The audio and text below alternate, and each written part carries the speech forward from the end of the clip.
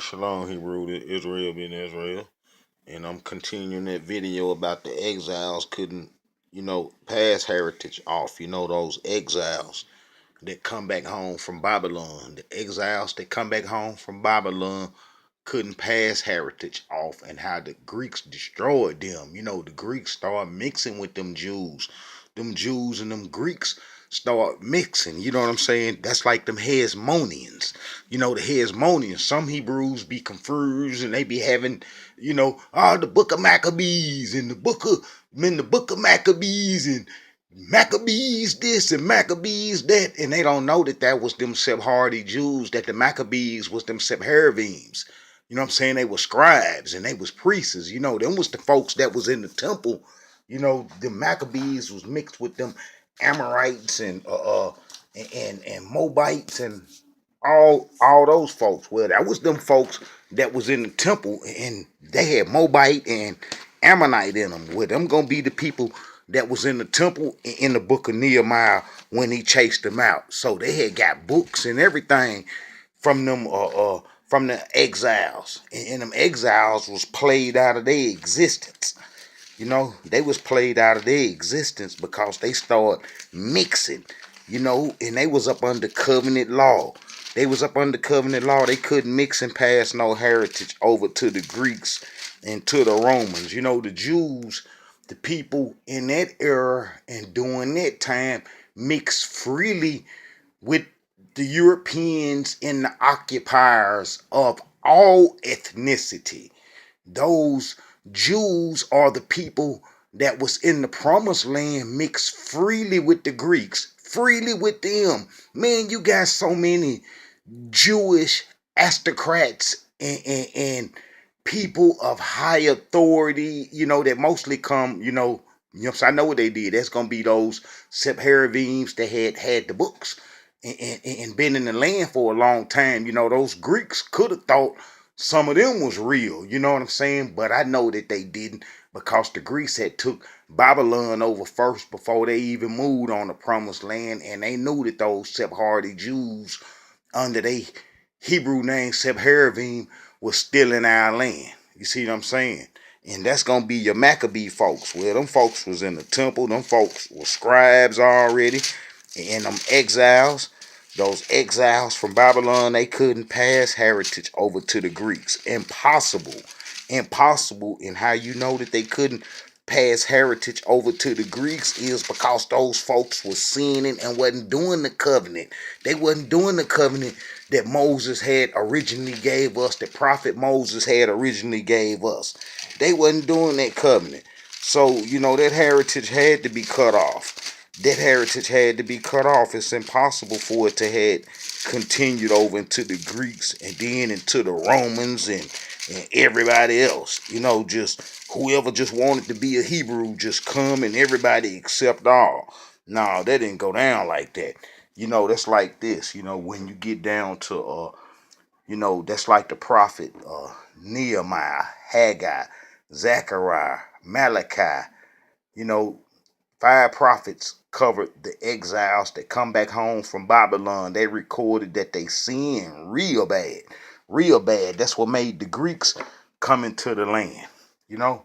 And as you read, you read the book of Nehemiah. Everybody should read that thoroughly and understand when it was written and everything. Well, as you read, you'll see that this guy Tobiah, was in the temple. This is Nehemiah chapter 13. And then you'll see how Tobiah was in the temple and was kicking it, and how this brother that was a Levite named Lishabab had befriended him, and man, them folks had kids with them enemies, and man, they was doing everything, and them folks shouldn't have been in the temple, and we shouldn't have had no kids by them. Look, as you read Ezra and Nehemiah, you'll see that they complained thoroughly.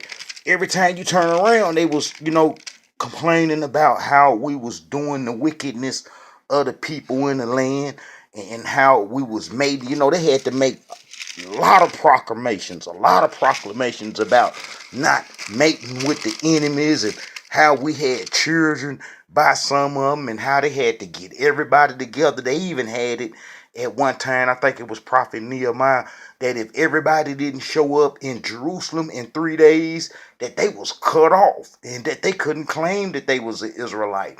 And the purpose for that gathering was that they had to put away those strange wives. You know what I'm saying? To put away those strange women. You know, the males, they was sleeping with everybody.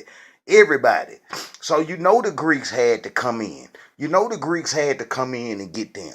Ain't no way in the world that we could have passed our heritage over to the Greeks. You people think that the New Testament just popped up immediately after the Tanakh and that it's a continuous history. That's what half you Hebrews think. And you Hebrews are wrong and you're confused and you don't know real history. That's what the Israelite Brotherhood is doing this. The Israelite Brotherhood is doing is showing you the difference between Jewish history and Hebrew Israelite history. You see, the Tanakh is going to be a book that we created, that history. You know, that history we're responsible for, even though it was translated. And it was translated around the Greek times. You know, the Ptolemies. I got their history in detail of how the Ptolemies translated our history. Okay, well, we couldn't let no Ptolemies translate our history. That's impossible that our books fell into the Ptolemies' hand and then it went to Egypt and then they translated it in Egypt and then it just circulated and everybody just had a good time and was satisfied with this and there wasn't no repercussions for that. You people are crazy and you are green and you are asleep. It's time for us to wake up. We can't keep believing in this false history that those people put out to keep us throwed off. You see what I'm saying? See, we dealing with Babylonian scribes, and those Babylonian scribes are responsible for the history that's created after we broke the covenant. See, after we broke the covenant and went into Africa, then we couldn't write no more history concerning the covenant because we was up off the land already. See, the whole book of Jeremiah is about us saying that we don't want to do the law no more. And after us not doing the law, you know what I'm saying, we went into Africa and then we was cut off. We didn't have no scribes. We didn't have no priests or nothing to continue our history in Africa that we were supposed to do on the promised land. You see, that's what caused the Babylonians to come. You see what I'm saying? And then what caused the Assyrians to come before the Babylonians is because the northern kingdom was on the Egyptian religion from Jeroboam all the way up to the Assyrians took them in 722 BC. We got on it around about 931 BC. We stayed on that Egyptian religion for about 270 some years. And then King Josiah cleaned it up, and then the Egyptians killed him, and then they put his son on the throne, and we went back to Egyptian worship and went back into Africa. That's what the Babylonians came to chase us up off the land. And we didn't have no scribes, we didn't have no prophets or nothing to follow us in Africa because we were subjected to the curses. That was a done deal. It was over with. It was over with. Okay, then the Greeks, after the exiles come back from Babylon because they was the good figs, the creator said he was going to bring them back home. You know, he said he was going to bring them back home from Babylon because they obeyed him and went. Whereas the 99% us went into Africa and we said that we wasn't going to do nothing that the creator said. You know, that's what the whole book of Jeremiah is about. And it's important that everybody read the book of Jeremiah and get an understanding. But the most important part is chapter 44. Chapter 44, verse 15, 16, 17, and 18. That's what the state of mind we was in. We said we was going back into Africa, Egypt to worship the Queen of Heaven. You know, the Egyptians really tricked us. You know, I got videos about how the Egyptians tricked us out the covenant too. You know, everybody played a part in getting us up off the land and tricking us about the covenant because that's how they get their strength, you know, and how they can do their evil and evil flourish is if we not on the promised land doing the covenant. And that covenant that we had from Prophet Moses, we broke. And that's why we're going to get a new covenant. In the book of Jeremiah, I talked about that. Chapter 31, verse 31, all the way to 34, you know, where it's going to be in our heart. You know, that's why I know this history by heart. All praise be Almighty Yah. Okay, when those exiles come back from Babylon, when those exiles come back from Babylon, they couldn't mate with nobody. They was up under covenant. They had prophets follow them home. They come home with them. You see, and then when they come home, they start sinning real bad. That's what the book of Ezra, Nehemiah is about. They go into specific details. So we couldn't pass heritage over to the Greeks. You know, as I explained, it was people in our land already. See, that's why come Hebrews don't be knowing the difference between Jewish history and Hebrew Israelite history, because the people that was in our land while we was gone, some of them thought that they was Hebrews. Those Sephardi folks I showed you in one of the videos, how they come to Passover dinner. The Sephardim, Sephardim is the Hebrew word for Sephardi, and they were scribes. They lived in this city called Sippar, and they had another city called Nippur on the Euphrates, and you couldn't get nothing done if it didn't go through them. They created capitalism. They're responsible for the whole Western history. You know what I'm saying? That's why come when you read Jews did this and Jews did that, that's gonna be them, because we went into Africa, we was cut off. We had a good time in Africa too. I know their history, and I'm gonna start, talking about their history also. We had a good time in Africa. We kind of whooped a lot of folks. You know what I'm saying? We kicked a lot of folks' tails. You know what I'm saying? And we enslaved the Ethiopians. Under one of them African names. I'm gonna go into it. The Ethiopian troglodytes. We had them digging foggers for us, and all we was cutting up. We had chariots on 20s in the Sahara, and we was doing all kind of stuff, and we just had a good old time until them folks got themselves together. Them Greeks and them Romans came in and started observing us, and then they started coming in wanting to do contact with us, because we had everything that was in Africa. We kind of had a good little conference going on, and then the water dried up on us, and we got dispersed, and then that what caused the wars in Africa, and us being shipped off and stuff. But I'll go into that some other time. This is about the exiles. The exiles come back home from Babylon, couldn't mix with the Greeks. You know what I'm saying? That's like them Hasmonean devils. You know what I'm saying? Them Hasmonean devils, how they was created by a resolution. You know what I'm saying? A resolution created them and brought them into existence, and they was allied with the Seleucids. And the Maccabees, some of them was allied with the Ptolemies. They had made it with the Ptolemies, some of their kids and stuff. And some of the priests had made it with the Ptolemies, and they had kids. And that's like how Philo and them was claiming a Jewish heritage before, you know what I'm saying, the Romans them even coming to the land, and his Jewish heritage go back to those Sephardi Jews under their name Sephardim.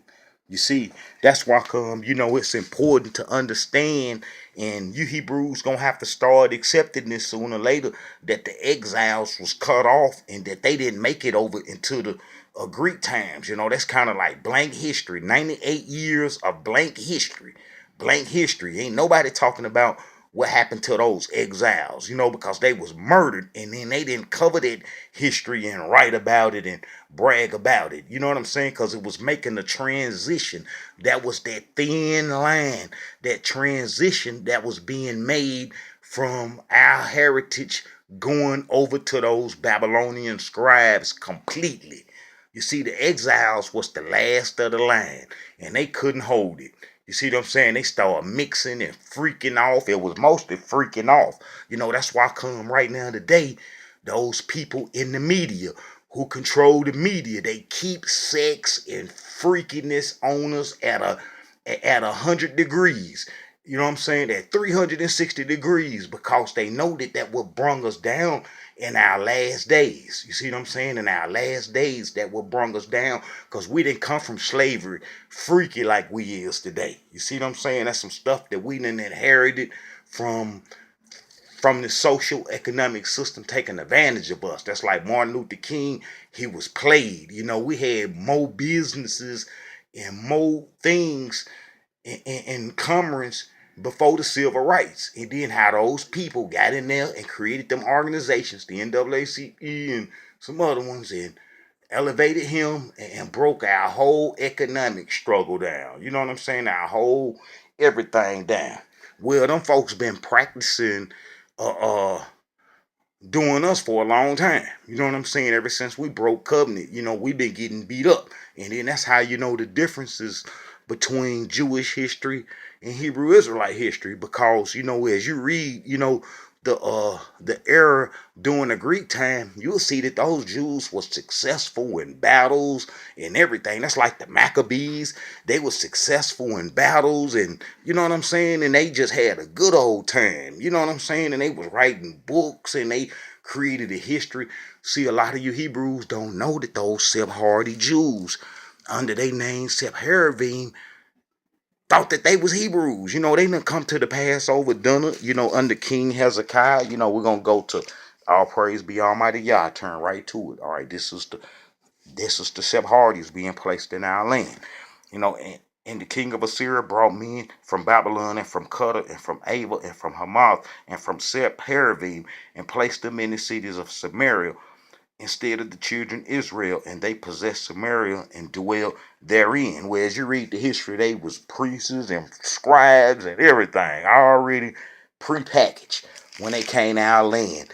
And then they came to our land at a slick time when we was on Egyptian religion. When we was on that Egyptian religion. And then they settled in. And then when we was chased off by the Babylonians, then they settled in. You see what I'm saying? They settled in. Okay, if you go to Second Chronicles chapter 30. All right, all praise be Almighty Yah. Turn right to it. Second Chronicles chapter 30. This is 715 BC. This is 7 years after the Assyrian, so-called, placed them folks in our land, and took the fighters away. And it says, and all the congregation of Judah, which with the priests and the Levites and all the congregation that come out of Israel and the strangers that come out of the land of Israel that dwelled in Judah rejoice. King Hezekiah had sent a letter to all Israel that they should come, to the Passover. That's how it wasn't no 10 lost tribes. Well, anyway, those Sephardims came to the Passover dinner too. You see what I'm saying? And then they did our heritage all the way up to the time that we went into Africa in the book of Jeremiah, chapter 44.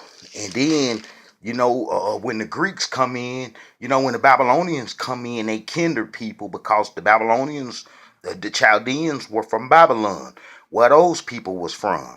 And then they didn't bother them, and they had, they was quiet, and they didn't write no history. They couldn't write no history because we was still on the land and still, kind of like in control, and the Creator had prophets there. He would have wrote about them. So they was real slick, and they didn't make no noise or do nothing. And then what happened is that the exiles, when they come back from Babylon, them people was already in the land. And then the Greeks got the exiles, and then those people start, claiming our heritage. Some of them thought they was, and, they didn't get into the registry with the prophets, Ezra and Nehemiah registering them because they knew that they wasn't Hebrews. But after the Greeks come in, then, those Jews mixed freely with the Greeks, which showed that the exiles was gone because ain't nowhere in the world that the Romans could have legislated no family, no group into existence like the Hasmoneans was legislated by the Romans in 146 BC. 146 BC. You know what I'm saying? The Seleucids gave them power and stuff, and we couldn't accept power from no foreigner putting us on like that. That's like when the Persians freed us, it was prophets around recording that. You see what I'm saying? And those people in the New Testament or from the Greek time on down are the occupiers, are the people who was in our land when we was having our troubles. You know, it's a whole bunch of people was in our land, and I cover some of that history too, you know, in some of these videos. But was it no Hebrews living during the Greek times? You know, the exiles, that tenth was destroyed. You know, they was destroyed. You know, and